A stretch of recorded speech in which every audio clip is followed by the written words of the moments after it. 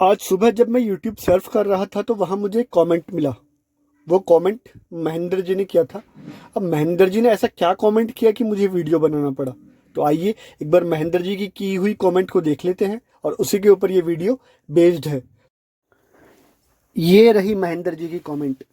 अब महेंद्र जी ने एक लिंक शेयर किया है और लिंक शेयर करके कहा है, राजीव गांधी वॉलंटियर्स को काम दिया गया है, इस पर एक वीडियो बनाओ। महेंद्र जी, ये वीडियो आपके निर्देश के ऊपर बना दिया गया है। ये वीडियो आपकी सेवा में प्रस्तुत। जब मैंने इस लिंक को एक्सप्लोर किया तो मेरे सामने एक गूगल फॉर्म जो है वो ओपन हो गया। उस गूगल फॉर्म का जो थीम है वो बेसिकली दो नए टॉपिक्स को एक्सप्लोर करने के लिए टारगेट करता है या गाइड करता है। तो अब वो जो दो थीम है उन दो थीम को हम ब्रीफ में जानते हैं पहले, फिर डिटेल में डिस्कस करेंगे।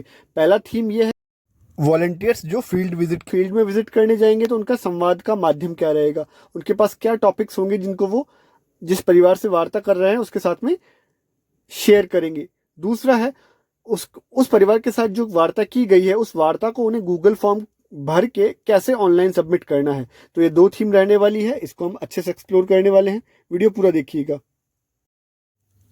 आप सभी का स्किल यूथ गुरुकुल के इस एपिसोड में स्वागत है।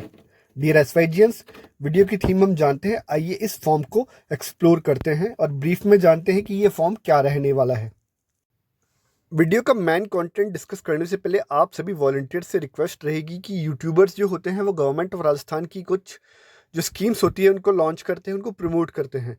तो ऐसे ही कुछ स्कीम्स जैसे बालिका दूरस्थ शिक्षा योजना हो गई, जॉब्स फेयर के बारे में वीडियोस हो गए, तो आप उन वीडियोस को जो है अपने व्हाट्सएप ग्रुप में शेयर कर सकते हैं, जिससे है वो लोगों तक पहुंचेगा, आम जन तक पहुंचेगा और उनको उसकी नॉलेज होगी। आइए अब हम फॉर्म को एक्सप्लोर करते हैं, फॉर्म क्या रहने वाला है। तो बेसिकली सबसे पहले यहाँ पर कुछ पॉइंट्स जो है उनको भरना जरूरी होता है और ध्यान रखिएगा ये जितने भी स्टार बने हुए होते हैं ये जरूरी है भरना आपको। इसके अलावा अगर स्टार नहीं बनाए तो आप उसे छोड़ सकते हैं, खाली रख सकते हैं। तो हम पॉइंट नंबर 3 की बात करते हैं। परिवार संवाद करते समय परिवार के सदस्य जिनसे बात हुई उनका नाम लिख दीजिएगा, जिनसे बात हुई उनका मोबाइल नंबर लिख दीजिएगा, मुखिया का जिला जो है वो चूज करके भर दीजिएगा, मुखिया का ब्लॉक जो है वो भर दीजिएगा, लिख देगा आपको यहाँ लिखना होगा। उसके बाद परिवार के मुखिया की पंचायत, अगर वो समिति का निवासी है तो वो लिखना है। उसके बाद में परिवार के मुखिया का गांव, अगर वो गांव का निवासी है तो गांव लिखेंगे और वार्ड का निवासी है तो वार्ड का नाम लिखेंगे। परिवार की जनाधार संख्या, ध्यान रखिएगा यहाँ पर स्टार नहीं बना हुआ तो आप इसे छोड़ सकते हैं। परिवार के सदस्यों की संख्या, सामाजिक आधार पर परिवार की श्रेणी, इन चारों में से जो भी उसे लागू होती है वो चूज कर लेंगे। आय के आधार पर परिवार की श्रेणी, above poverty line, below poverty line, EWS section. जो उनका राशन कार्ड होता है उसके ऊपर एपीएल बीपीएल मेंशन होता है। एपीएल नीले रंग का होता है जहाँ तक मुझे आइडिया है, आसमानी रंग का, नीले रंग का, और बीपीएल जो है वो गुलाबी कलर का राशन कार्ड होता है, तो आप देख लीजिएगा। उसके बाद परिवार की आय का स्रोत, तो यहाँ पर आपको जो भी ऑप्शन को लागू होता है वो टिक कर देना है। ये पॉइंट बहुत जरूरी होने वाला है, इसमें थोड़ा सा हमें दिमाग लगाना पड़ेगा और सोचना होगा। तो आइए डिस्कस करते हैं। यहाँ लिखा हुआ है आपका परिवार कौन कौन सी जन कल्याणकारी योजनाओं के लिए पात्रता रखता है। तो जो वॉलंटियर किसी परिवार से बात कर रहा है वो वॉलंटियर उस परिवार की रूपरेखा को अपने दिमाग में रखेगा। उसमें परिवार के सदस्यों की संख्या, कितने मेल हैं, कितने फीमेल हैं, कितने यूथ हैं, कितने वृद्ध हैं, और कितनी, और उनको क्या क्या स्कीम जो है वो लागू होती है उसके बारे में सोचना है। जैसे आपको ये ध्यान रखना है कि सपोज उस परिवार में कोई वृद्ध है और उस वृद्ध व्यक्ति को सामाजिक सुरक्षा पेंशन नहीं मिलती है, तो आपने उसकी पात्रता जांच ली, उसकी एज क्राइटेरिया देख लिया, उसकी आयु देख ली, उसका, सपोज उस परिवार के अंदर कोई वृद्ध व्यक्ति है, उस वृद्ध व्यक्ति को अभी पेंशन नहीं मिल रही है, तो आपको पता है कि इस एज के लोगों को पेंशन मिलती है, तो वो उसकी पात्रता हो गई। सपोज उस परिवार के अंदर कोई युवा है जिसे किसी राजकीय सेवा के लिए, किसी जन सेवा के लिए या राजकीय नौकरी के लिए जो है वो अनुप्रीति कोचिंग स्कीम के लिए फ़ायदा दिलवाना है, तो वो उसकी पात्रता हो गई। और भी जो स्कीम्स है उन स्कीम्स के अकॉर्डिंग आप देख सकते हैं। एक एग्जांपल और ले लेंगे, जैसे उनका कोई छोटा बालक है और उसको आपके एरिया के अंदर एमजी इंग्लिश मीडियम स्कूल है और उसको एडमिशन करवाया जा सकता है, तो वो उस बच्चे की पात्रता हो गई।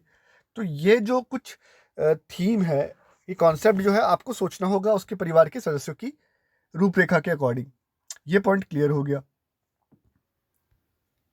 अब आपका परिवार कौन कौन सी जन कल्याणकारी योजनाओं का लाभ ले रहा है, तो अगला क्वेश्चन जो वॉलंटियर का होगा वो ये रहने वाला है, बहुत ज़रूरी है, क्योंकि कुछ लोगों को जो पहले से ये स्कीम्स का फ़ायदा ले रहे हैं उनसे वॉलंटियर्स को पूछना होगा। तो जो भी योजनाओं का फ़ायदा वो ले रहे हैं वो आपको चुनते जाना है और यहाँ पर टिक करते जाना है।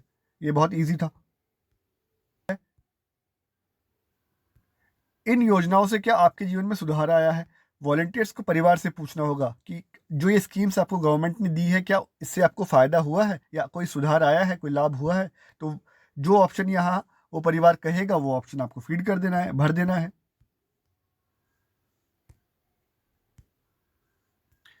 नेक्स्ट है, क्या आप सरकारी योजनाओं से संतुष्ट हैं।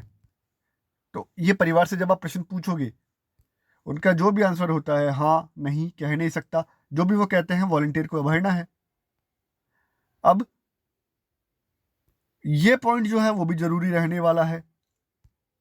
अगर मैं इस पॉइंट को देखूं तो मैं इसको पॉइंट नंबर पहला जो था कि उस परिवार में जो पात्र हैं सुविधाओं के लिए या योजनाओं के लिए, उससे रिलेट करूंगा, उससे संबंध जोड़ने की कोशिश करूंगा। यहाँ पर वॉलंटियर्स को जो उन्होंने देखा उस परिवार की रूपरेखा को कि उसमें कितने युवा है, कितने मेल फीमेल है, उनकी क्या संपत्ति है, क्या उनको स्कीम का फ़ायदा दिलवाया जा सकता है, वो कौन सी स्कीम है जिसका फ़ायदा उनको दिलवाया जा सकता है। तो वॉलंटियर्स ने उस परिवार के अकॉर्डिंग, उस परिवार के सदस्यों के रूपरेखा के अनुसार जो स्कीम्स उनको बताई है, उन स्कीम्स को यहाँ टच करना है। सपोज उड़ान योजना, उसके अंदर कोई महिला या बालिका है जिसको इस योजना का लाभ नहीं मिल रहा है और वॉलंटियर ने उनको बताया है, तो वो टच कर देंगे।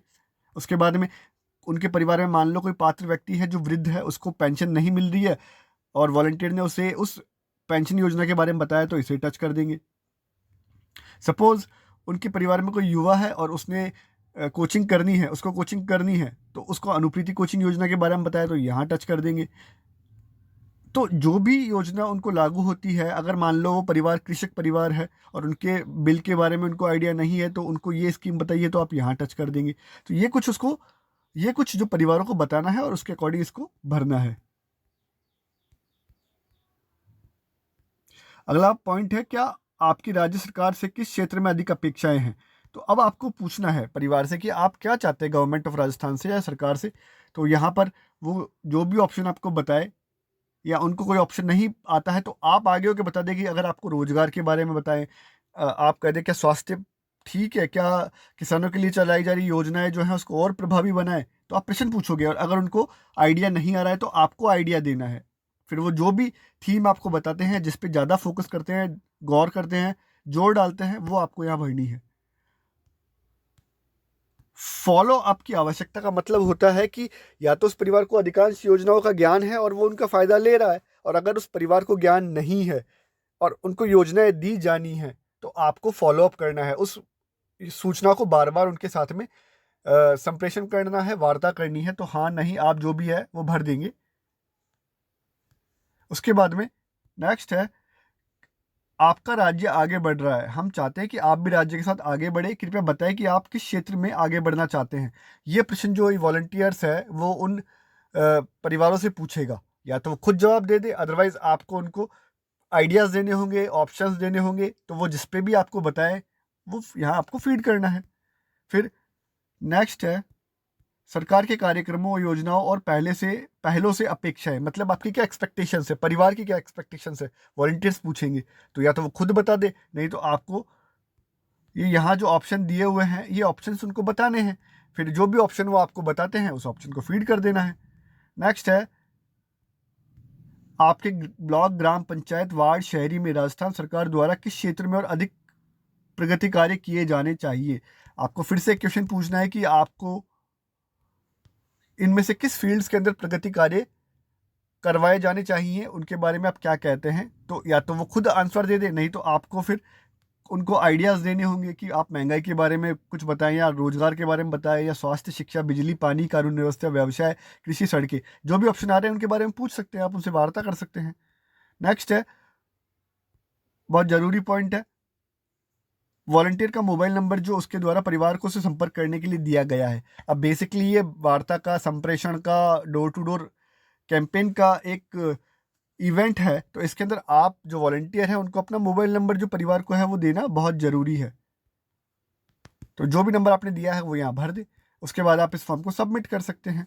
ये कुछ इस फॉर्म की रूपरेखा थी जो हमने शेयर की है। इसमें और आपका कोई प्रश्न हो तो आप नीचे कमेंट कर दीजिएगा। और दूसरी चीज़, वीडियो को लाइक ज़रूर कर सकते हैं क्योंकि लाइक फ्री होता है। आप चैनल को सब्सक्राइब भी कर सकते हैं, सब्सक्रिप्शन भी फ्री होता है। तो आपको पैसे तो देने ही नहीं है, तो कर लीजिए ना। थोड़ा सा पावर दिखाइए अपने मोबाइल का, अपने एक टच का पावर दिखाइए, और वो जो सब्सक्राइब का ऑप्शन आता है उसे कर लीजिएगा। इस वीडियो को देखने के लिए थैंक यू सो मच।